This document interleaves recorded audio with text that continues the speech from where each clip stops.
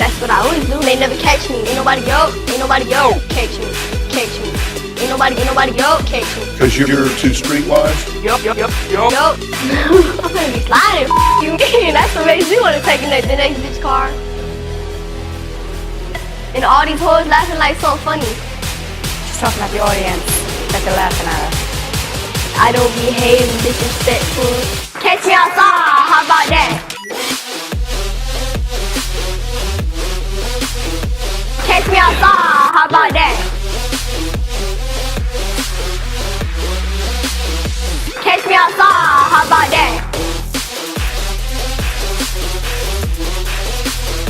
Catch me outside, how about that? Catch me outside, how about that? I'm gay.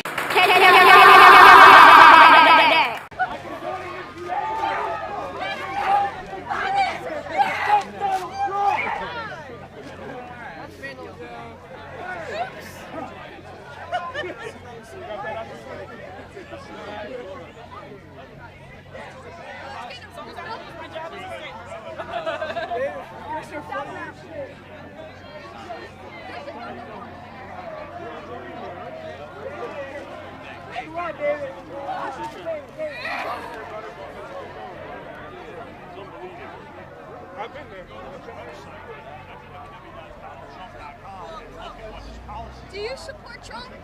Do you? No, I do not support Trump. Why not? Because he's just a loser that is gay and has no life. Why do you think that? Because, do you see his haircut? Like, what kind of haircut is that? This is my brother, Christian Hoffman. So you really think Trump is gay? I really do. I really do. What proof do you have of that? I don't have no proof, but just look at his face. He says his parents gave him a small loan of $1 million. Do you think that's small? I don't think that's very small. How old are you? I am 10. How old are you? I'm 27. Okay. So, hey, do your parents support Trump? No, they do not. Who do they support? I'm not sure. Who do you support? I support, what's his name? I forget his name. Or her name. Bernie. Do you support Bernie or Hillary? Bernie. Why do you support Bernie? Because I think he's just a good guy. But why do you think he's a good guy? Because what? Okay, well, hey, why did you tear the signs up? Because Trump is a loser that he is trying to make everybody their race. I gotta go. What he said. He has Feel the burn. Are you watching this alone?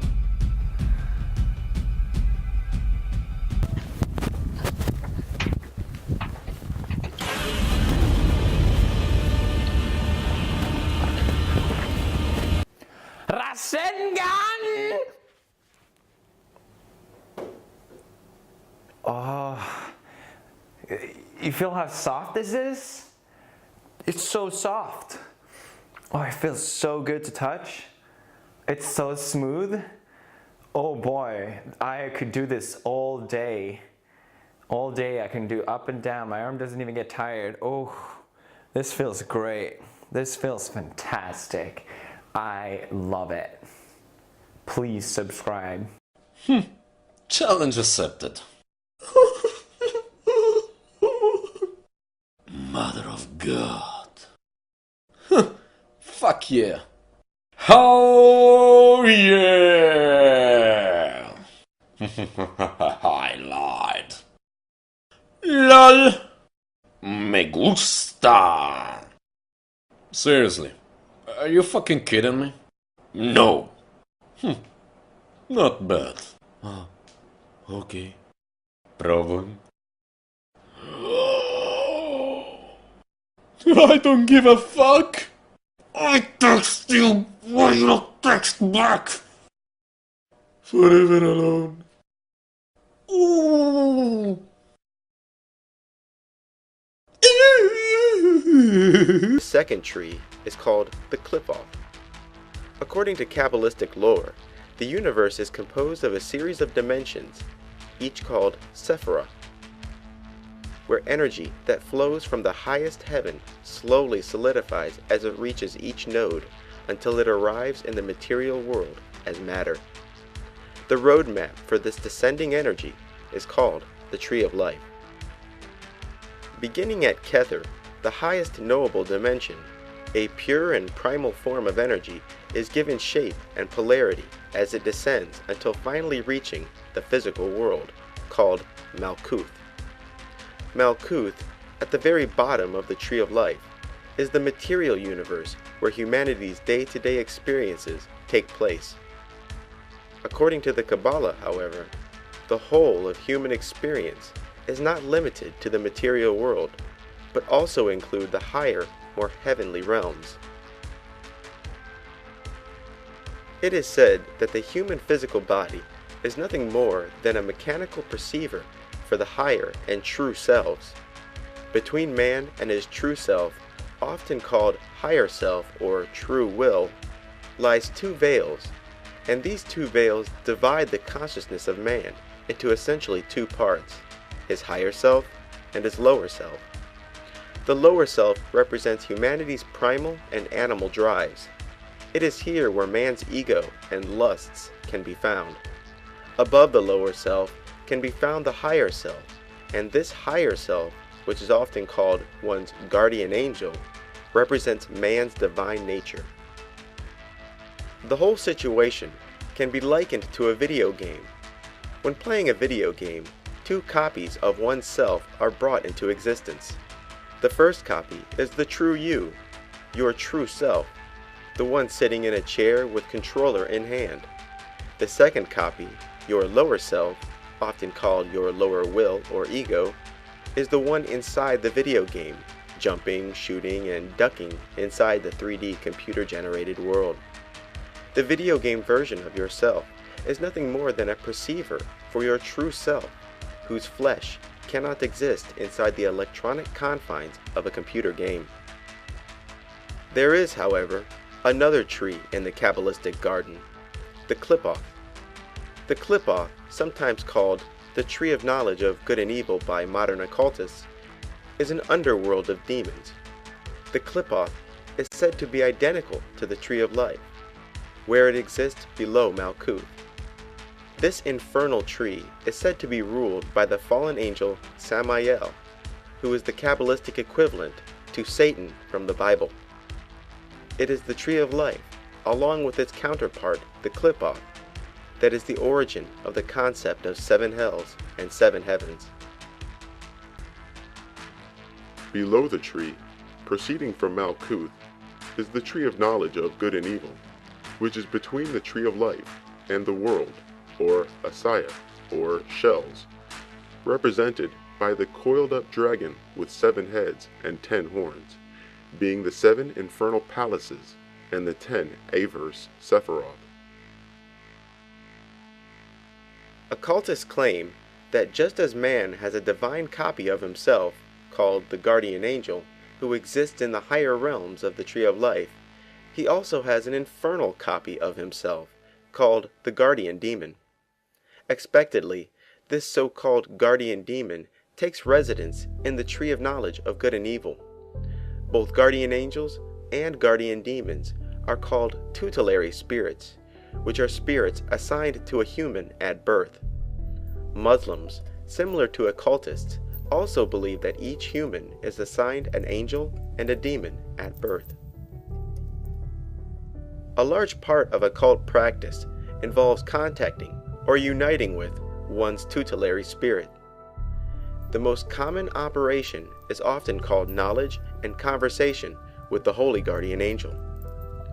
Coming into contact with one's guardian angel is not only one of the occult's highest achievements, but a necessary step in gaining mastery over magic itself. After a series of rituals designed to help the spirit slowly climb the Tree of Life, you will finally come into contact with the true you that exists in the heavenly realms. After achieving unity with one's tutelary spirit, the magician not only experiences ever-increasing psychic and intellectual ability, but most importantly, true illumination. Yoga, which literally means unity, is based on similar principles of connecting to one's ultimate divine form. This process of using magic to increase one's psychic and intellectual powers is called psychic development and has long been known as alchemy. Initiation is another term often used to describe spiritual development. In movies like The Last Airbender, the Christ child is learning to master new powers as he gains mastery over the 4 magical elements: air, water, earth, and fire. The movie also contains the 4 nations of elementals acknowledged by all occultists. According to the official story, alchemy is the controlled transmutation of one metal to another. The very utterance of the word alchemy invokes in the commoner mental imagery of a medieval eccentric foolishly attempting to turn lead into gold. Magicians, both modern and ancient, have nurtured and enjoyed this misconception. As usual, these magicians cleverly conceal the truth of their work in symbols, while the profane tried in vain on account of taking the symbolic literal. The metals of alchemy have absolutely no relation to the physical manifestation of the metal. The minerals of alchemy have absolutely no relation to the physical mineral whose name it bared. The answer, in part, is to be found in the hexagram and the tree of life. The hexagram, falsely called the Star of David, is only connected to the Jewish people because of the Kabbalah. The hexagram is actually a symbol for the 7 of the 9 Sephiroth above the material plane. It is essentially a symbol of the 7 magical planets: the Moon, Mercury, Venus, the Sun, Mars, Jupiter, and Saturn. Each of these 7 planets are associated with and correspond to a particular metal. Further, each of those 7 of 9 Sephiroth above Malkuth also correspond to a particular metal. With this in mind, the hexagram and all of its correspondences can be nearly superimposed on the Tree of Life, with only the sphere of Binah, which represents Saturn, ruining the perfect superimposition. Similar to how the fruit from the Tree of Life can increase one's power, so too can fruit from the Tree of Knowledge of Good and Evil, because it is the realm of demons, including your own demon. If you recall, Adam and Eve, after eating from the Tree of Knowledge, knew they were naked and made aprons for themselves with fig leaves. Could this be the reason why Masons wear aprons? Is the apron a symbolic reference to the fig leaves of Eden? Do they use the apron to express in a coded manner that they themselves have eaten the forbidden fruit and gained its powers?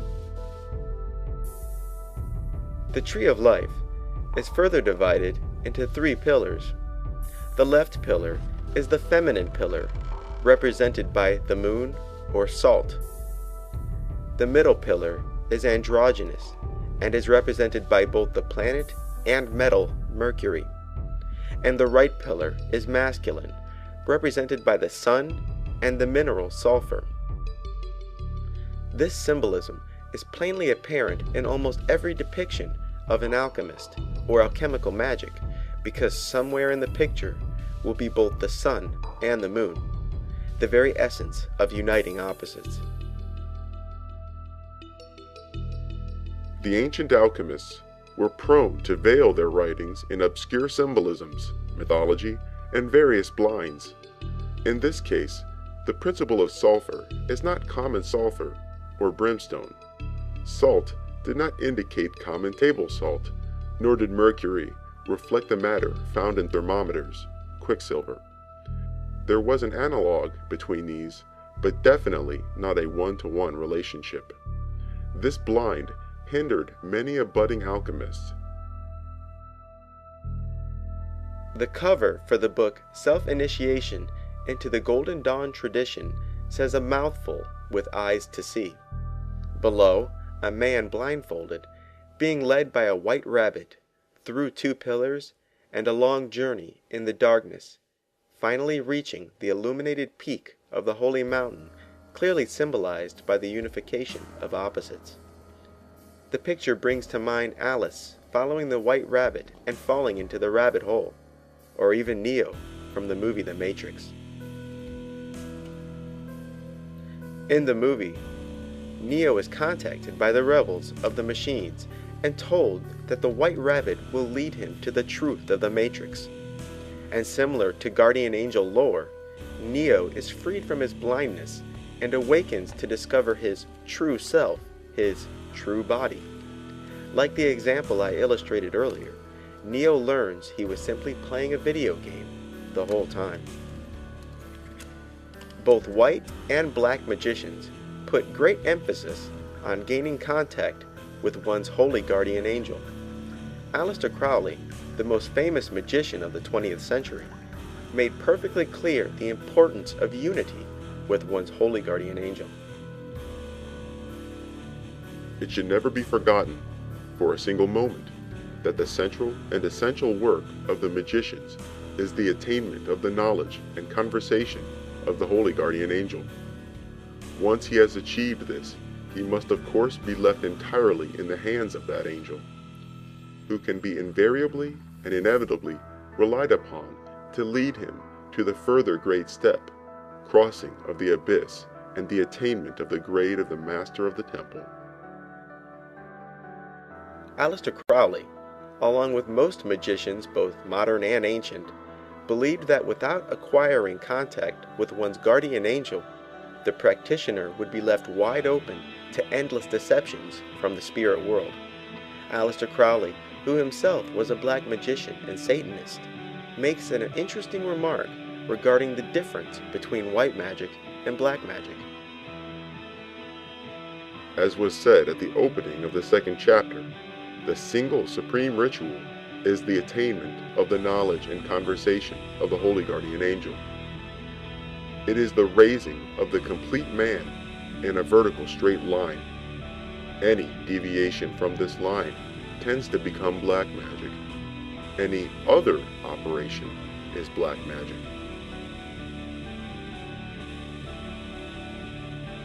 Most black magicians revel in muddying the lines between right and wrong, white magic and black magic. Even white magicians claim that the difference between white magic and black magic is solely based on the intention of the practitioner. But Aleister Crowley, in his book Magic in Theory and Practice, makes a rather all-encompassing statement regarding the line between. Here, he suggests that any magic, regardless of intention or desired outcome, is black magic if it is not in pursuit of attaining knowledge of one's guardian angel. Case closed. According to Crowley's definition, even the most benign love spells are classified as black magic. It is indeed interesting that Crowley's comment would parallel the edict given to man in the Garden of Eden, that the only thing that is truly permitted is eating from the tree of life. The movie Gamer depicts in a subtle way contact with one's true self. In the movie, real humans who are strictly confined to a gaming environment are puppeted by other people who exist outside the gaming environment. During the movie, the puppet and the puppeteer finally have a direct conversation.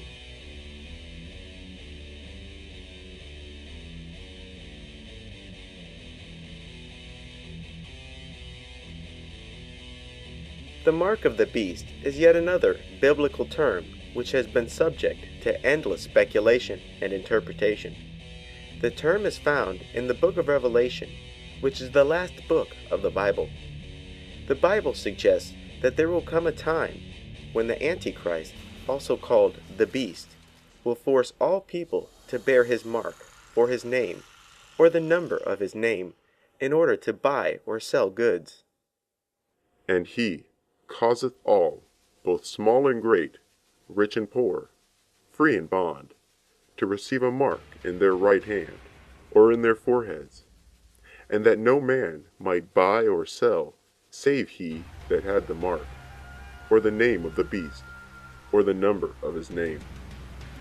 Here is wisdom. Let him that hath understanding count the number of the beast, for it is the number of a man, and his number is 666. Because of its obscurity, this single passage has produced endless hours of speculation, and most of this speculation is in regards to the mark of the beast, rather than the means by which people will wear the name of the beast, or the number of the beast, which is 666. The occult, like many Christian prophecy speculators, have given the actual mark of the beast more attention than the method by which people will one day be forced to wear the name or number of the Antichrist. The mark of the beast, outside of occult circles, is commonly interpreted as a new kind of monetary exchange where computer chips serve as a form of identity in a cash-free society. This interpretation, where the mark of the beast is a computer chip embedded into one's body, is not, however, shared by members of the occult. In occult circles, the mark of the beast, sometimes called the mark of the devil or the mark of Cain, is a power granted by the devil which allows those with the mark to shapeshift from humans to hideous creatures. The most common description of those who are endowed with the mark of the beast parallel what are often called werewolves or lycans. It is said that the mark of the beast is the darkest form of spiritual alchemy, where those who desired it were forced to bargain their eternal souls to Satan. After being endowed with the mark of the beast, the individual can shapeshift at will. Those who claim to have been given the mark of the beast describe it as a form of self-deification, where they rise above the limits of human clay and are reborn in the image of the devil. The reason that the mark of the beast is also called the mark of Cain is that members of Satanism freely connect biblical Cain with the Antichrist, and further, they associate the mark that Cain was given with the mark of the beast itself. In the Bible, Cain, who was said to be the firstborn son of Adam and Eve, killed his brother Abel, after which God placed a mark on Cain and sent him away from his family. This mark placed on Cain was not only punishment, but prevented other people from killing him. Behold, thou hast driven me out this day from the face of the earth, and from thy face shall I be hid, and I shall be a fugitive and a vagabond in the earth. And it shall come to pass that everyone that findeth me shall slay me. And the Lord said unto him, Therefore whoever slayeth Cain, vengeance shall be taken upon him sevenfold. And the Lord set a mark upon Cain, lest any finding him should kill him. And Cain went out from the presence of the Lord, and dwelt in the land of Nod, on the east of Eden. The occult not only associates Cain and the mark placed upon him with the Antichrist and his mark, but also claim that Cain was in fact the son of Satan and the whore of Babylon, or Satan and Eve, rather than the son of Adam and Eve. Equinox, an Aleister Crowley publication, states, Their prince is Lams, Samael, the angel of poison and of death. His wife is the harlot, or woman of whoredom, and united they are called the beast. Thus the infernal trinity is completed, which is, so to speak, the averse and caricature of the supernal creative one. Samael is considered to be identical with Satan. In the first place, there is again the woman riding on the bull, which is the reflection of Babylon that rideth on the beast. And also there is an Assyrian legend of a woman with a fish, and also there is a legend of Eve and the serpent, for Cain was the child of Eve and the serpent, and not Eve and Adam.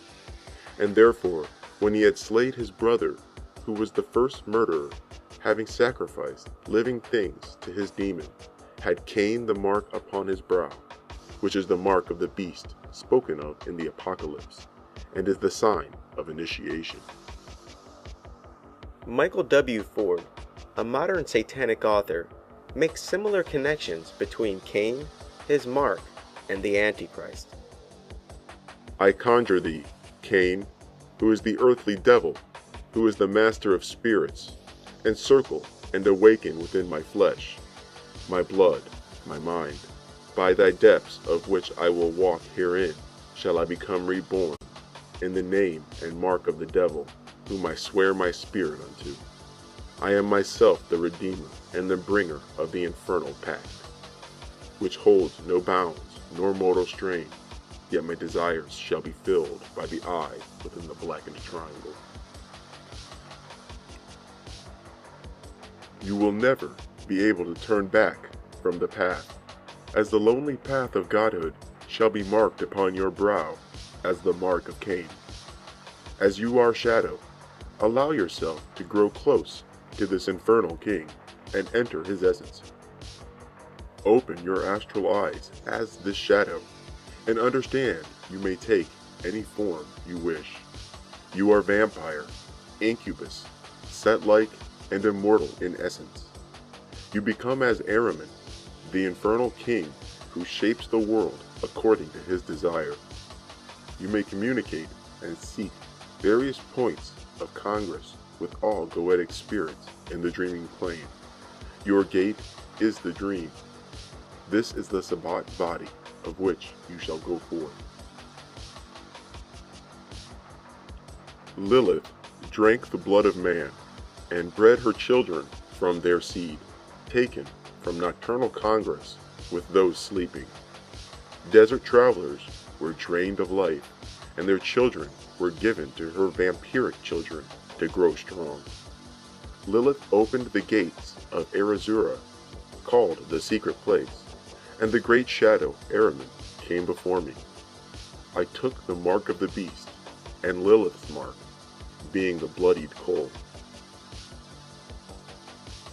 Lilith taught me the arts of the vampire, and prepared my spirit and flesh to walk between the world. The true mark of Ahriman was given, and I passed between the light to the shadows. Upon waking in the sand, I could face again the sun, yet see equally as well in moonlight. I mark myself with the kiss of the devil, that I may transform in spirit unto the phantom shade of night. I shall become the wolf. The spirit takes the form that it so desires at the moment, joins with familiars and other demonic forms, and goes forth to a place which centralizes the imagination in an infernal sense. The devil is by this standard a mirror of the liberated mind, awaiting confirmation of self-belief and the desire to becoming something else. Remember, throughout history, the devil has always been a shapeshifter. No common form may stay for too long. Cain is the first sorcerer and shapeshifter who drifted from his tribe to become as God. He in turn was taught witchcraft and sorcery deeper by his spiritual mother, Lilith. It was soon after that Cain would wander the earth forever in spirit form, through the blood and psyche of his initiates, and manifest through their deeds and work. The touch of Azazel brings a fire to the clay, which then allows that genius to shape his flesh in dream and waking according to his desire. The Necronomicon, a book commonly thought of as the fictional tales of H.P. Lovecraft, also contain a reference to the shapeshifters who bear the mark of the beast. Know, fifthly, that the worshippers of Tiamat are abroad in the world, and will give fight to the magician. Lo, they have worshipped the serpent from ancient times, and have always been with us. And they are to be known by their seeming human appearance, which has the mark of the beast upon them, as they change easily into the shapes of animals, and haunt the nights of men, and by their odor, which comes of burning incenses unlawful to the worship of the Elder One.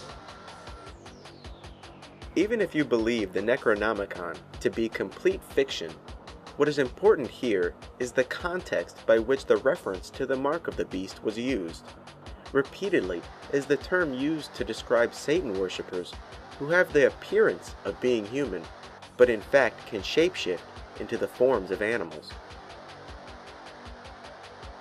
In the movie Nightbreed, the main character becomes obsessed with a hidden community of shapeshifters that live underground beneath a cemetery. Upon arriving, he is bitten by a red-colored monster who refers to himself as the Beast. After this, he begins to transform into a werewolf that thirsts for blood. After gaining entry to the underground community, he is initiated and welcomed into their tribe. Similar to the story of Cain, who was given the mark that prevents anyone from slaying him, his new condition as a werewolf makes it virtually impossible to kill him. In the movie, a character named Baphomet, the Baptizer, was the founder of this underground community of monsters. The Bible also associates the Antichrist with a personage called the Beast of the Sea. This character is so called because he is not only associated with the beast, who is the Antichrist, but also because he is said to rise up out of the sea. Its symbolic description is a scarlet-colored beast with 7 heads and 10 horns, and 10 crowns upon its 7 heads. The color scarlet is simply red, with a slight tinge of orange. And I stood upon the sand of the sea, and saw a beast rise up out of the sea, having 7 heads and 10 horns, and upon its horns 10 crowns, and upon its heads the names of blasphemy. The Bible also describes this multi-headed beast being ridden by a harlot wearing the colors scarlet and purple. This woman is described as the whore of Babylon and the mother of abominations. So he carried me away in the spirit into the wilderness, and I saw a woman sit upon a scarlet-colored beast, full of names of blasphemy, having 7 heads and 10 horns.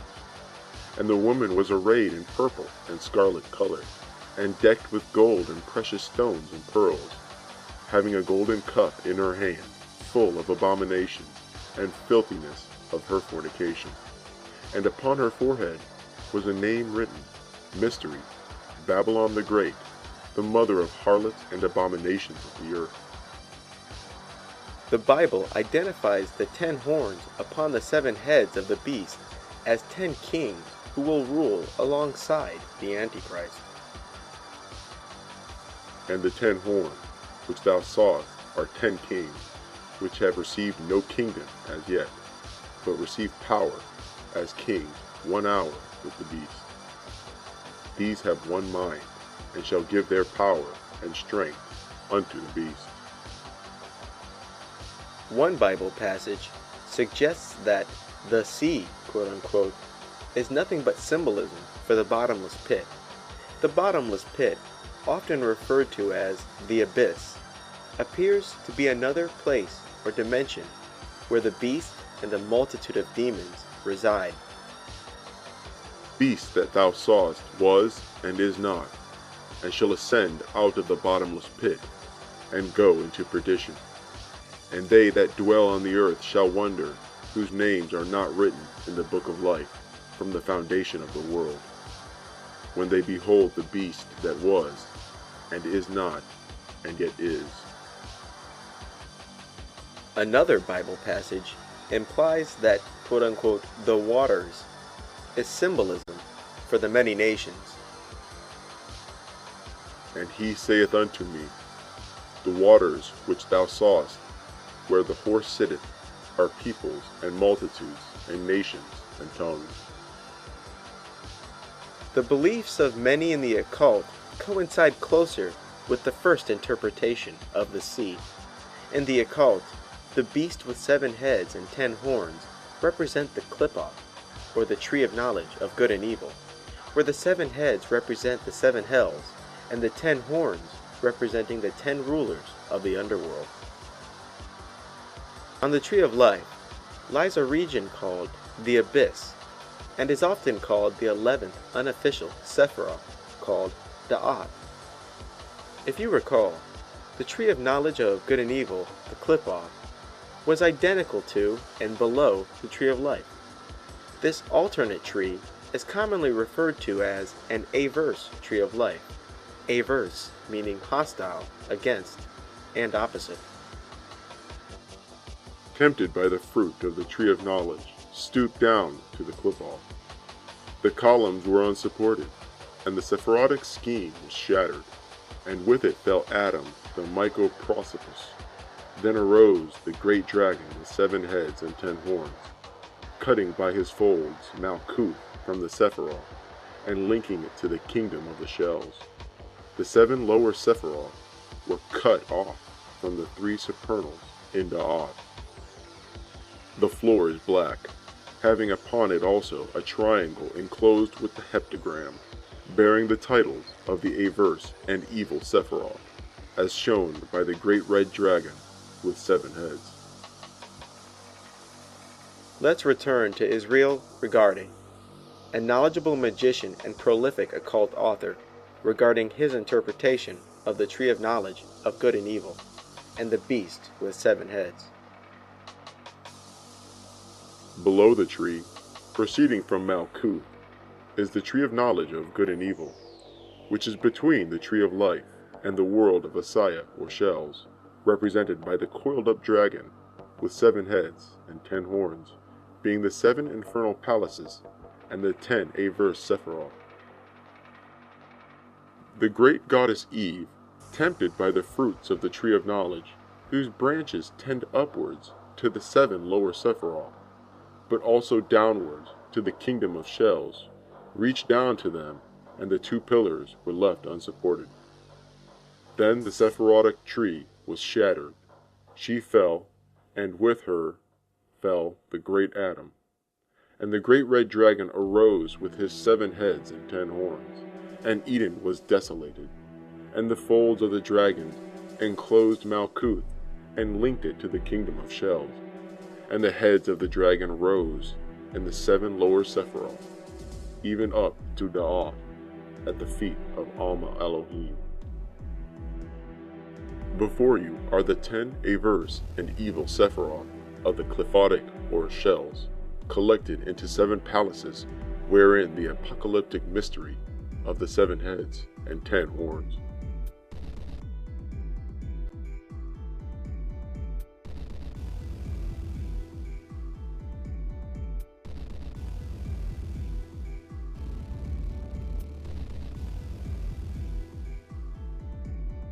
The Whore of Babylon, like the Mark of the Beast, has itself received endless speculation and interpretation from Christian prophecy speculators. And like the beast himself, the Whore of Babylon has often been equated with a nation, church, or some other human power structure. The most common of these speculations is that the Whore of Babylon represents the Catholic Church, and, predictably, this interpretation is shared by many of those who are not Catholic but Protestant, most notably the Seventh-day Adventists. Catholics, meanwhile, claim that the Whore of Babylon is in fact the city of Jerusalem, citing the great Jewish power which has risen in recent times. Jehovah's Witnesses declare that all other forms of Christendom is part of the apostate religion of Babylon the Great. Here is what the Bible says about the Whore of Babylon. So he carried me away in the spirit into the wilderness, and I saw a woman sit upon a scarlet-colored beast, full of names of blasphemy, having 7 heads and 10 horns. And the woman was arrayed in purple and scarlet color, and decked with gold and precious stones and pearls. having a golden cup in her hand, full of abominations and filthiness of her fornication. And upon her forehead was a name written, Mystery, Babylon the Great, the mother of harlots and abominations of the earth. And I saw the woman drunken with the blood of the saints, and with the blood of the martyrs of Jesus. And when I saw her, I wondered with great admiration. And the angel said unto me, Wherefore didst thou marvel? I will tell thee the mystery of the woman, and of the beast that carrieth her, which hath the 7 heads and 10 horns. Babylon the Great is described as an entity or city which is drunk from the blood of the saints and rules over the kings of the earth and uses sorcery to do so. It is also said that the beast which she rides upon will one day betray her and destroy her. Adding to the respectable list of interpretations for this most lambasted entity, the occult interprets the whore in a similar fashion as it interprets the beast, a singular, particular being with a power structure beneath it.